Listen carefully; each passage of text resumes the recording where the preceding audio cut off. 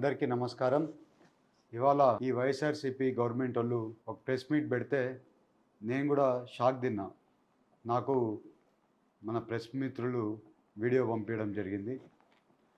ఇవాళ మీరు చూస్తే పొద్దునుంచి ప్రచారాల్లో తిరిగి ఆ గ్రామం వెళ్ళి ప్రచారం జరుగుతుంది. నేను ఇప్పుడు మీ ముందు రాకముందు ఏం జరిగిందో మా వాళ్ళని అందరం అడగడం జరిగింది. నిన్న ఎక్కడ కానీ ఏ ఇన్సిడెంట్ కానీ జరగలేదు. ఇలా వెహికల్ వచ్చింది మా దగ్గర. మేము ఆ గ్రామంలో ర్యాలీ జరుగుతుంది.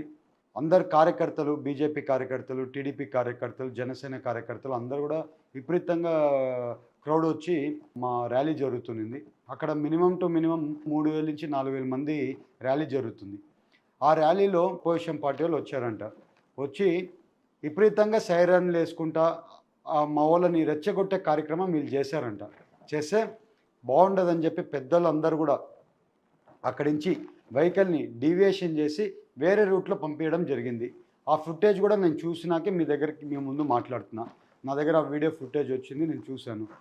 ఎక్కడ కానీ ఇన్సిడెంట్ జరగలేదు. వీళ్ళు ఏదో పొలిటికల్ మైలేజ్ కోసం మాట్లాడుతున్నారు. నిన్న రాత్రి ఇన్సిడెంట్ జరిగితే ఎందుకు మీరు అక్కడ దగ్గరలో ఉండే పోలీస్ స్టేషన్కి కంప్లైంట్ ఇవ్వలేదు? కావాలని మీరు ఇది కార్యక్రమం చేయడమే కదా. మీరు మాట్లాడే మాటల్లో కూడా అర్థం చేసుకోండి. మీరేందండి మమ్మల్ని ఇంట్లో నుంచి రానికపోవడం? మేము అనుకుంటే ఇంకా అసలు ఇంట్లో నుంచి నువ్వు బయటికి కాదు, నువ్వు ఇంట్లో కూడా పడుకోలేవు. ఆ రకంగా చేయొద్దు. ఛాలెంజ్ మాట్లాడడంలో కూడా అర్థం ఉండాలి. నువ్వు మమ్మల్ని బెదిరించే కార్యక్రమాలు చేయాలని చూస్తున్నావా? బెదిరించేది వద్దండి. ఏం చేయాలనుకుంటున్నారు? ఏంటిది పద్ధతి ఉందా ఏమన్నా? అక్కడ ఏం ఇన్సిడెంటే జరగకపోతే పోలీసుల్ని అట్లయితే ఇన్వెస్టిగేషన్ చేసి ఇమీడియట్గా ప్రెస్ రిలీజ్ ఇవ్వమని చెప్పండి. పోలీసు వాళ్ళది ఏం జరిగిందో ఇన్వెస్టిగేషన్ చేయమని చెప్పండి పోలీసుల్ని. అస్సలు ఏమీ జరగలేదు. మీరు దాన్ని ఒక ఇన్సిడెంట్ లాగా క్రియేట్ చేయాలనుకుంటున్నారా? ఏంటండి ఏంది ఇది? పొలిటికల్ అడ్వాంటేజ్ కోసమా? పొలిటికల్ అడ్వాంటేజ్ కోసమా? నీ వల్ల అవ్వట్లేదంటే చెప్పేసేయి.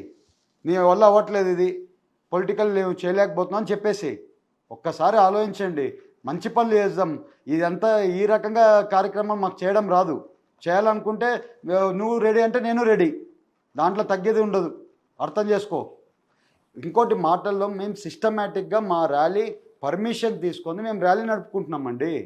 అక్కడ ప్రతి పక్క ఎక్కడికి పోయినా కూడా బ్రహ్మరథం పడుతున్నారు. మీరు అక్కడ పాస్ అవుతున్నప్పుడు దూరంలో ర్యాలీ జరుగుతుంటే ఎందుకు వచ్చి సైరన్లు చేసి రెచ్చగొట్టే కార్యక్రమం మీరు ఎందుకు చేయాల్సింది వస్తుంది? మీరు ఎందుకు చేశారు? మీరు ఒక ప్లాన్డ్గా వెళ్ళండి. అక్కడ ర్యాలీ జరుగుతుందా లేదా మీ వాళ్ళు ప్లాన్డ్గా చెక్ చేసుకోమనండి.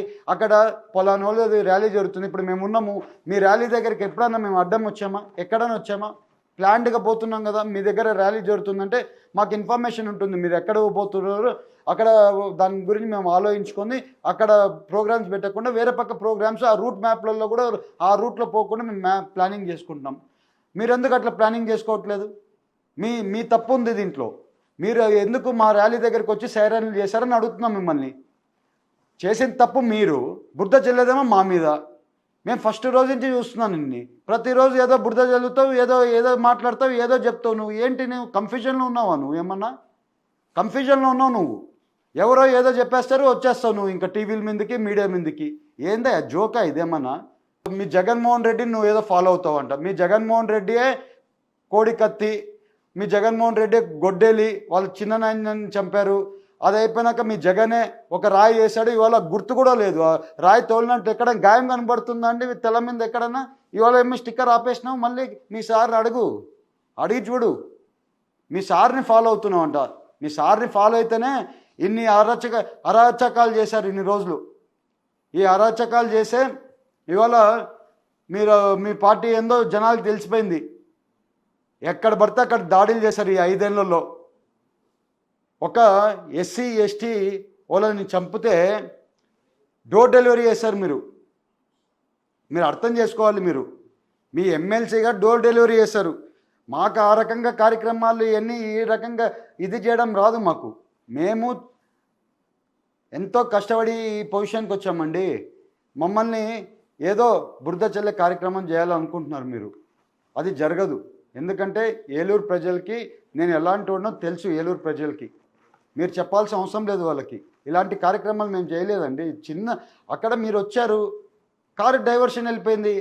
దీన్ని దీన్ని మీరు కావాలని ఇష్యూ చేయాలనుకుంటున్నారా? ఏంటండి ఇది? ఏమన్నా అర్థం ఉందా? పోటాపోటీగా నువ్వు ప్రచారం చేయి, నేను ప్రచారం చేద్దాం పోటాపోటీగా, నో ప్రాబ్లం. రిజల్ట్ అనేది దేవుడు డిసైడ్ చేస్తాడు. అది మనం మంచి పనులు చేస్తుంటే దేవుడు డిసైడ్ చేస్తారు, జనాలు డిసైడ్ చేస్తారు. దేవుడు ఉన్నాడు పైన. నువ్వెవరు ఈ రకంగా ఆరోపణలు చేసేది? నువ్వేంది నన్ను ఆపేది? మా వాళ్ళకే నువ్వు ఛాలెంజ్ ఇస్తున్నావు. అసలు వద్దు. నువ్వు ఛాలెంజెస్ ఇస్తే మా ముందు నిలబడాలంటే కష్టం భయ్. నువ్వు అర్థం చేసుకో బ్రదర్, కొంచెం అర్థం చేసుకోవాలి. నువ్వు అంత ఈజీగా నువ్వు చెప్పిన దక్షం మేము ఏదో షేకమ్యాప్ అయిపోతాం అనుకుంటున్నారేమో. అట్లా ఉండదు. ఏదైనా కానీ ఒక డిసిప్లైన్డ్గా పని చేద్దాం. సక్సెస్ఫుల్గా నువ్వేం చేస్తావు చెప్పు, నేనేం చేస్తాను చెప్తున్నాం. ప్రచారం చేసుకో, సక్సెస్ఫుల్గా వెళ్ళు, ప్లాన్డ్గా ఉండు, ప్లాన్డ్గా పని చేయి. ఫస్ట్ ప్లాన్డ్గా పని చేయి, నేర్చుకొని ప్లాన్డ్గా వెళ్ళండి అని చెప్తూ, ప్రతి ఒక్కరూ ప్రజలందరూ ఆలోచించండి. వీళ్ళకి ఈ పనులు చేయాల్సింది ఏం అవసరం వస్తుందంటే, మీకు కూడా తెలుసు ఎందుకు ఈ పనులు చేస్తున్నారో వీళ్ళు. మాకు ఆ పనులు చేయాల్సిన అవసరం లేదు. మా దగ్గర మా పర్మిషన్ ఉండేది ర్యాలీ దగ్గర వీళ్ళే వచ్చి ఏదో అల్లరి చేసి మన వాళ్ళే పక్కన నుంచి పంపించడం జరిగింది. ఇది పొలిటికల్ డ్రామా తప్పితే వేరే ఏమీ లేదు. అపోజిషన్ పార్టీకి కూడా చెప్తున్నా, జనాల్ని కన్ఫ్యూజన్ చేయొద్దండి. ఏదైనా కానీ ఒక కరెక్ట్ పద్ధతిలో వెళ్దాం, పద్ధతిలో రాజకీయాలు చేద్దాం. ఎప్పుడు కూడా పద్ధతిలోనే రాజకీయాలు చేస్తాం. ఎక్కడ కానీ మాది డీవియేషన్ లేదు. ఎవరు ఏ రాజకీయ కుటుంబం పద్ధతిలో రాజకీయం చేసింది, ఏ కుటుంబం పద్ధతిగా రాజకీయం చేయలేదో జనాలకు తెలుసు. మీరు చెప్పాల్సిన అవసరం లేదు. ఇంకొక 10 రోజుల్లో జనాలు డిసైడ్ చేస్తారు. ఆ డిసైడ్ అయిపోయినాక ఇంకా ఈ డ్రామాలన్నీ ఆగిపోతే ఈ డ్రామాలన్నీ నమ్మే పరిస్థితిలో జనాలు లేరని తెలుపుకుంటున్నాను. జనాలు అందరికీ కూడా ఆలోచించమని నేను తెలుపుతున్నాను. మా దగ్గర ఇట్లాంటి ఇన్సిడెంట్ జరగలేదు. మీ అందరికీ చెప్తున్నా.